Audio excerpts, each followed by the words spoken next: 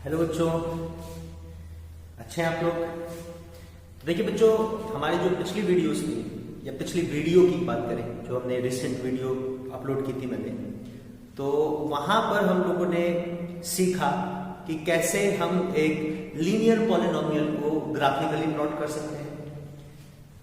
तो मतलब अगर हमारा फंक्शन जो क्वांटिटी जिसको हमको ग्राफिकल रिप्रेजेंटेशन करना है, जिसको ग्राफिकली हमको उसका वेरिएशन रिप्रेजेंट करके दिखाना है वेरिएबल के साथ में, तो वो फंक्शन, वो क्वांटिटी हमारी अगर अपने वेरिएबल पर डायरेक्टली मतलब वेरिएबल के डायरेक्टली प्रोपोर्शनल है, और अगर हमारा फंक्शन मतलब क्वांटिटी वेरिएबल के डायरेक्टली प्रोपोर्शनल है, तो इक्वेशन जो उनको आपस में इंटर रिलेट करती है ना, that equation will be a linear polynomial of variable, या हम यूं कहें कि फंक्शन जो है वो हमारा वेरिएबल का लीनियर पॉलिनोमियल होगा। तो हमने ऑब्जर्व किया पिछली दो वीडियोस में कि अगर फंक्शन हमारा लीनियर पॉलिनोमियल है वेरिएबल का, तो हम उसको अगर ग्राफिकली प्लॉट करेंगे तो जो कर्व आएगा, curve that will represent variation of function with variable, variable को चेंज करने पर, वेरिएबल को वेरी करने पर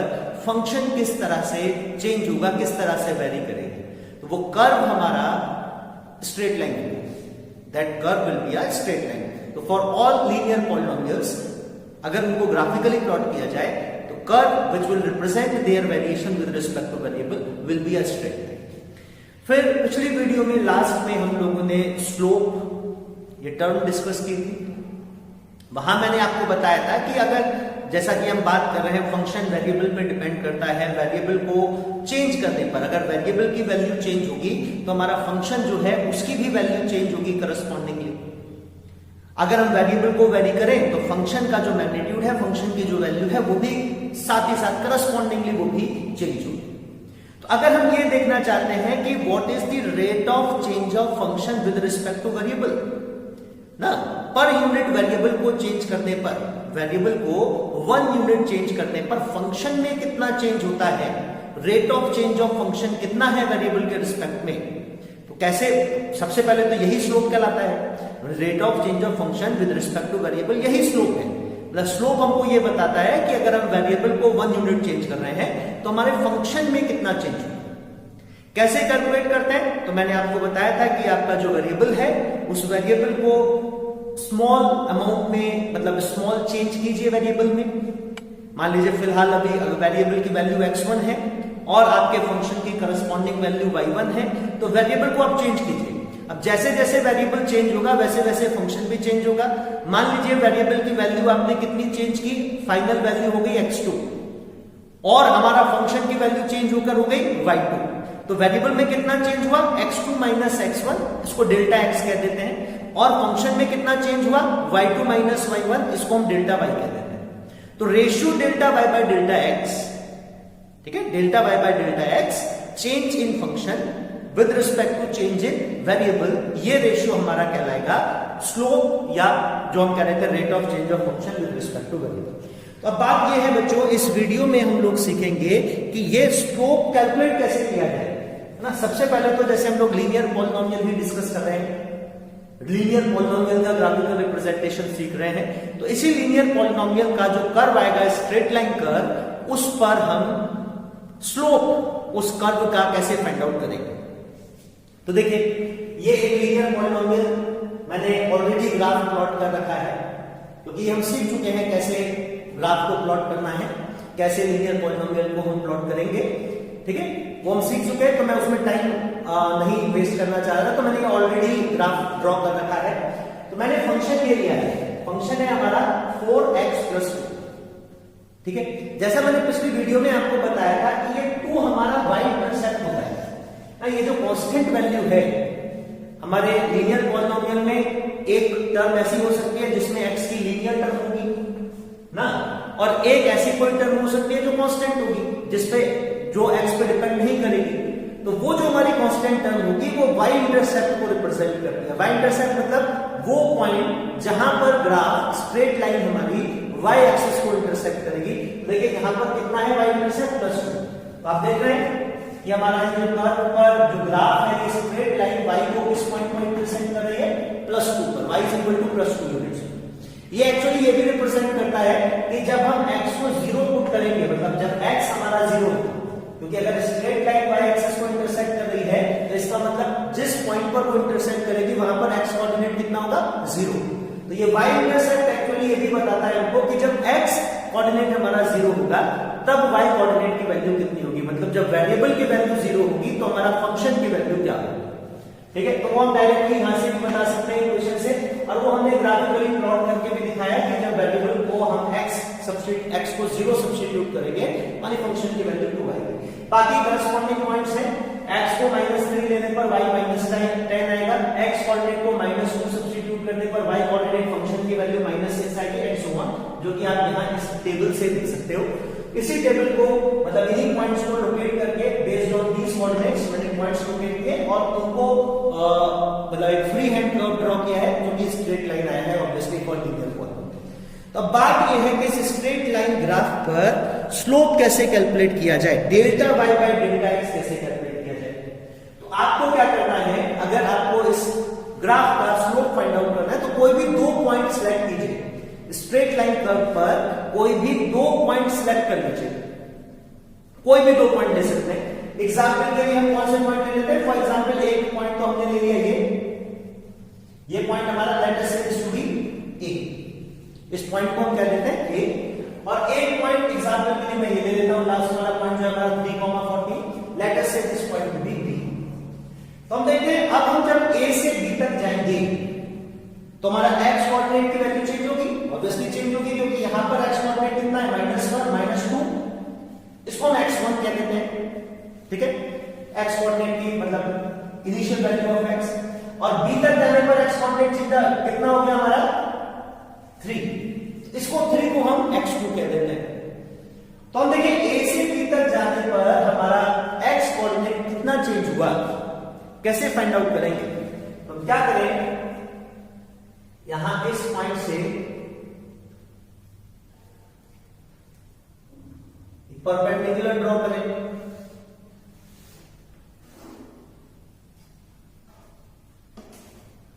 एक्स एक्सिस पर, और इसको थोड़ा आगे तक रिड्यूस कर लेते हैं। ठीक है, इस ग्राफ पर इस तरह से परपेंडिकुलर हम एक्स एक्सिस पर ड्रॉ करें, इसी तरह से परपेंडिकुलर हम वाई एक्सिस पर ड्रॉ कर लेते हैं।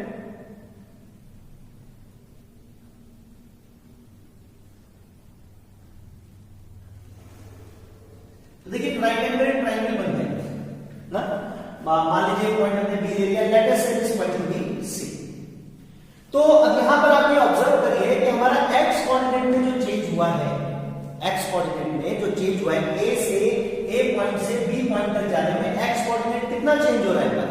तो यहां पर 3 है, यहां पर -2 है, तो हम x कोऑर्डिनेट में जो चेंज हुआ है उसको कैसे फाइंड आउट कर सकते हैं बच्चों, delta x equals to x2 minus x1 which will be equal to final value है हमारी 3 माइनस इनिशियल वैल्यू कितनी है -2, तो 5 यूनिट्स। हमारा x कोऑर्डिनेट कितना चेंज हुआ बच्चों 5 यूनिट्स।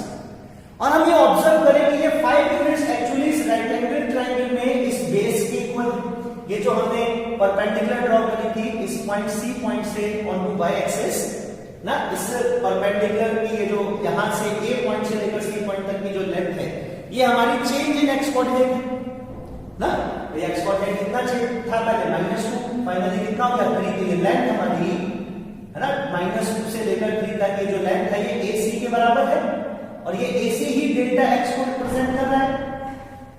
ठीक है, तो डेल्टा x हमारा 5 यूनिट्स है। इसी तरह से अगर हम देखें a से b तक जाने में जब हमने वेरिएबल की वैल्यू हमारी -2 से 3 हो गई, चेंज हुई, तो हमारा करस्पॉन्डिंगली y भी चेंज हुआ है। तो y कोऑर्डिनेट में कितना चेंज हुआ, y कोऑर्डिनेट में कितना चेंज हुआ है वो कैसे फाइंड आउट करेंगे बच्चों। तो हम देखिए इनिशियल y कोऑर्डिनेट है हमारा -6 और फाइनल y कोऑर्डिनेट है हमारा 14। तो ये y कोऑर्डिनेट हमारा -6, ये y कोऑर्डिनेट हमारा ना 40 यूनिट्स है। तो चेंज कितना हुआ y कोऑर्डिनेट में, वो लेंथ वो हमको बताएगी ये लेंथ, इस रेक्टेंगुलर ट्रायंगल में BC जो साइड है लेंथ BC ये हमको बताएगी delta y, change in y coordinate की यहां से यहां तक जाने में y एक्सिस के अराउंड कितना चेंज हुआ, that can be calculated by this length BC।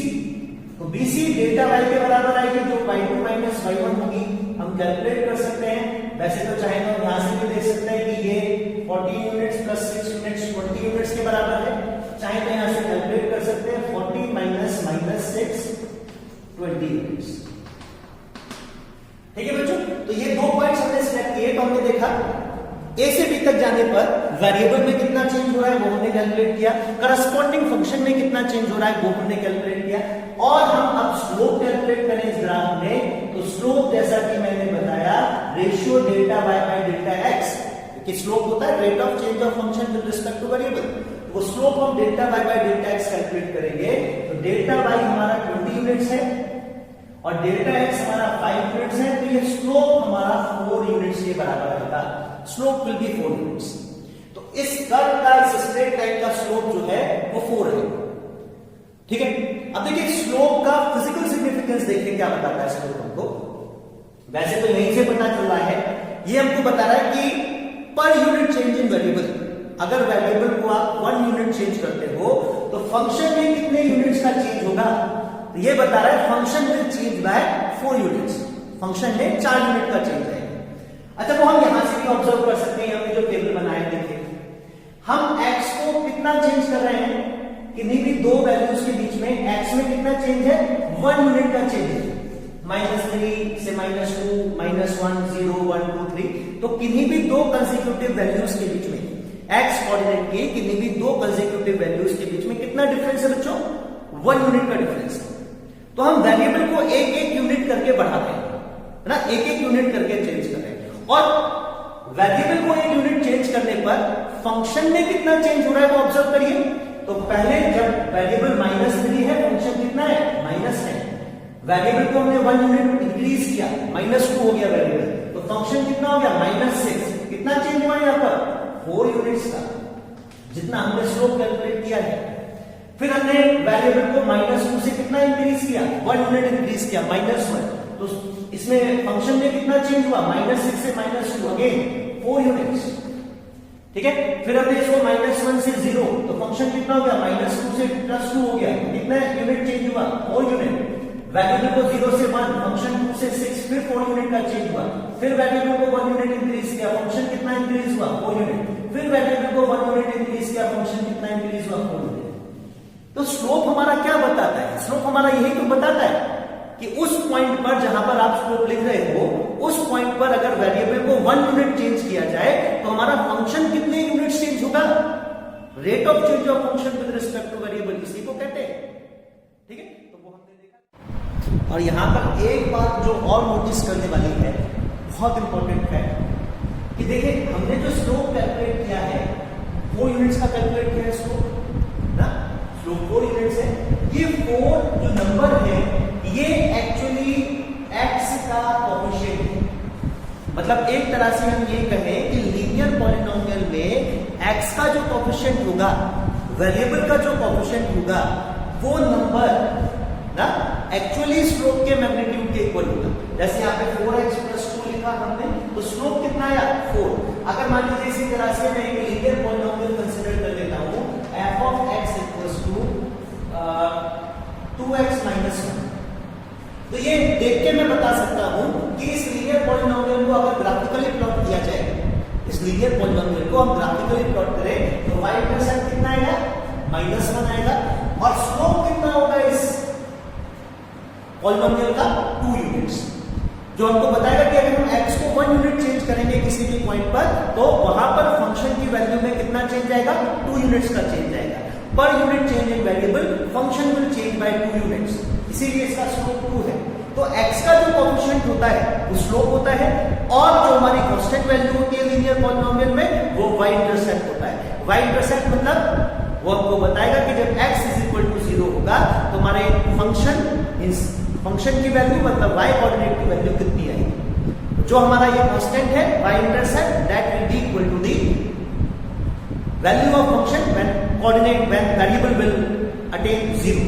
Variable हमारा जब 0 वैल्यू अटेन करेगा तब जो वैल्यू फंक्शन की आएगी वही हमारा y इंटरसेप्ट। ठीक है बच्चों, तो x का कोएफिशिएंट ही स्लोप है, ये बात आपको ध्यान में रखनी है। और ये यहाँ पे हमने शो भी किया कि जैसे यहाँ पर x का कोएफिशिएंट 4 है, हमने कैलकुलेट करके देखा कि स्लोप जो है वो 4 यूनिट्स है। अच्छा, इसके अलावा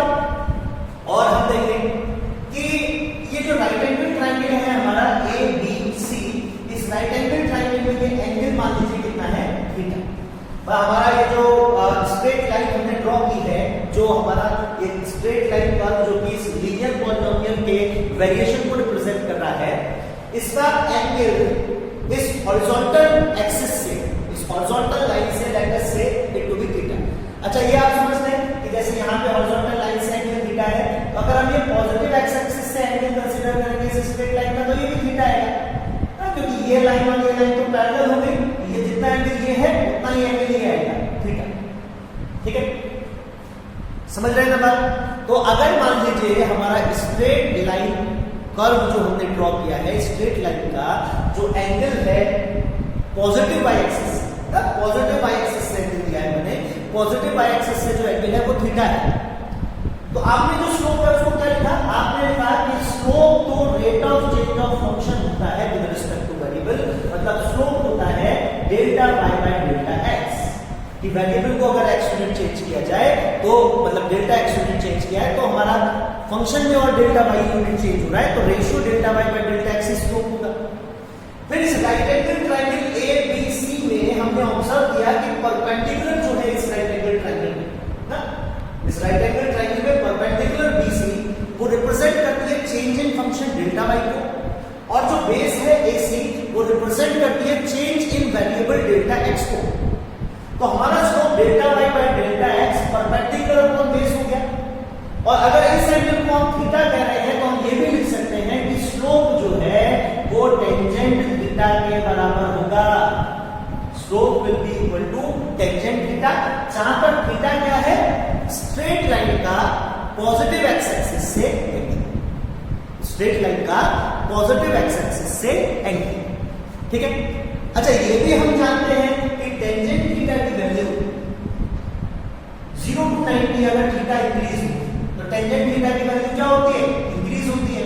जैसे tan 0 होता है 0, tan 30 होता है 1/√3, फिर tan 45 डिग्री 1, यहां पे लिख देता हूं tan 45 डिग्री 1 होता है, tan 60 √3 हो जाता है, और tan 90 को हम कहते हैं कि tan 90 नॉट डिफाइंड होता है ना, इनफाइनाइट वैल्यू आएगी tan 90 डिग्री की।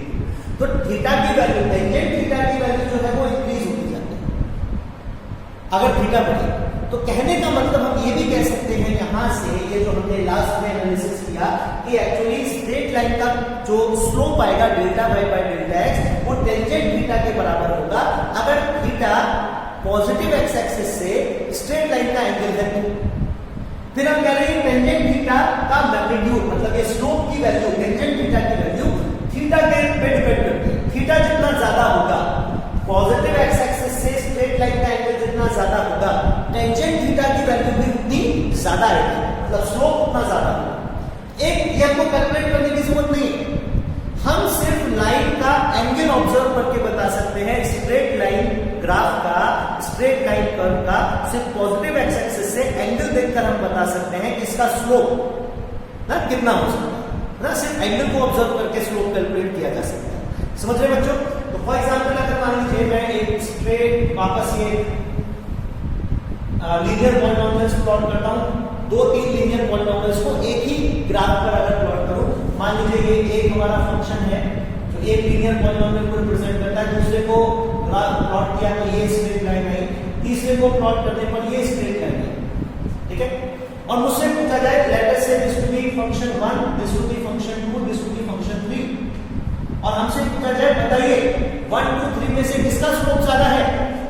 1, 2, 3 में से किसका स्लोप ज्यादा है? तो हम क्या करेंगे, हम पॉजिटिव एक्स एक्सिस से तीनों स्ट्रेट लाइन का एंगल ऑब्जर्व करेंगे। हम यहां पर देख रहे हैं कि थर्ड का जो एंगल है, थर्ड फंक्शन जो है हमारा, थर्ड स्ट्रेट लाइन जो है, इसका जो एंगल है पॉजिटिव एक्स एक्सिस से वो सबसे ज्यादा है और 1 का सबसे कम है, क्योंकि स्लोप होता है टेंजेंट थीटा के बराबर, स्लोप होता है टेंजेंट थीटा के बराबर, और टेंजेंट थीटा की वैल्यू थीटा पर डिपेंड करती है। थीटा जितना ज्यादा होगा टेंजेंट थीटा उतना ज्यादा होगा, मतलब पॉजिटिव एक्स एक्सिस से लाइन का एंगल जितना ज्यादा है, स्लोप लाइन का उतना ज्यादा है। तो देख सकते हैं कि स्लोप को जनरली हम n वेरिएबल से भी रिप्रेजेंट करते हैं। तो slope of third curve, third straight line is maximum and the slope of first line is minimum. ठीक है। तो सिर्फ पॉजिटिव एक्स एक्सिस से उस स्ट्रेट लाइन ग्राफ का एंगल ऑब्जर्व करके भी हम उसके स्लोप को एस्टिमेट कर सकते हैं कि उसका स्लोप कम है, ज्यादा है, कितना है। ठीक है बच्चों, बात आई समझ में आपको? स्लोप कैसे कैलकुलेट करते हैं? स्लोप का मतलब मैंने बताया, slope represents rate of change of function, means per unit variable को चेंज करने पर, वेरिएबल में अगर 1 यूनिट चेंज किया जाए तो फंक्शन में कितना चेंज होगा, यही हमको स्लोप बताता है। फिर हमने ये जाना कि एक्चुअली ये जो हमारा लीनियर पॉलिनोमियल होता है, इसमें x का जो कोएफिशिएंट आएगा, वेरिएबल का जो कोएफिशिएंट होगा, वही एक्चुअली स्लोप के मैग्नीट्यूड के बराबर होता है, वही स्लोप के न्यूमेरिकल वैल्यू को रिप्रेजेंट करता है। ठीक है, तो जैसे यहाँ पर स्लोप 4 है, या मैंने ये इक्वेशन दी थी, यहाँ पर स्लोप 2 है। तो हमने पढ़ा कि एक्चुअली स्लोप जो है वो टेंजेंट थीटा तक से भी कैलकुलेट किया जा सकता है। अगर हमको स्ट्रेट लाइन ग्राफ का पॉजिटिव एक्स एक्सिस से एंगल बताओ थीटा, तो उस ग्राफ का, उस स्ट्रेट लाइन का जो स्लोप आएगा वो एक्चुअली टेंजेंट थीटा के बराबर होगा। ठीक है, तो हम ये अगर पॉजिटिव एक्स एक्सिस से हमको स्ट्रेट लाइन का एंगल पता हो तो भी हम स्लोप कैलकुलेट कर सकते हैं, क्योंकि स्लोप टेंजेंट थीटा के बराबर होगा। ठीक है बच्चों, फिर जैसे मैंने यहाँ पे बताया कि अगर आपको एक ही ग्राफ पर नंबर ऑफ स्ट्रेट लाइंस दे रखी हैं और पूछा जाए कि बताओ किसका स्लोप ज्यादा है, तो आप सिंपली देखकर बता सकते हो, जिसका पॉजिटिव एक्स एक्सिस से एंगल ज्यादा होगा, जितना ज्यादा एंगल होगा पॉजिटिव एक्स एक्सिस से, स्ट्रेट लाइन का स्लोप उतना ही ज्यादा। ठीक है बच्चों, चलिए और स्लोप के बारे में ही या लीनियर पॉलिनोमियल्स के बारे में ही और नेक्स्ट वीडियो में हम लोग डिस्कस करेंगे। ठीक है।